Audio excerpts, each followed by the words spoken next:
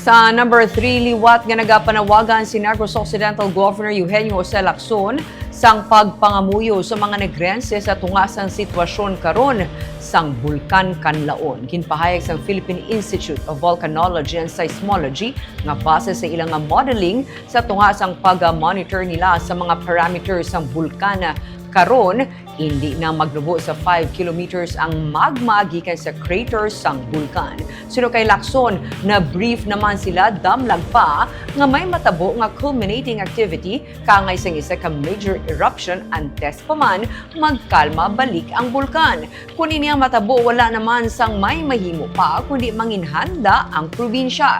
Nagalaom lamang si Lacson nga kung maglupok gidman ang bulkan, hindi ang mangintuman kadelikado nga sahi. Ginsiling sang FIVOLCS nga may 3 ka senaryo nga ginapaabot. Unang mahinay nga paglapot sa crater sang magma kag magailig lamang ini. Ikaduha, amo ang madasig nga pagsaka sang magma kag mangin explosive ang eruption. Kag ikatlo, amo nga maguntat ang amo nga sahi sa activity kag matabo ang pag-downgrade sa alert level 2.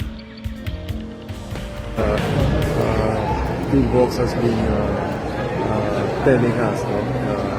It could also be a major eruption, no? Which personally I feel is more dangerous. No? Well, I've always asked for divine intervention, but if that is not possible, then we will just have to be ready for that culminating activity of Kanlaon. But you're still asking for prayer. You're still calling. Yes. And fortunately for now, we're still at alert level 3, meaning status quo, no, as far as evacuation is concerned. So are we prepared for immediate evacuation in case that happens, Gov? There's no other choice no, but to do that. No? I just hope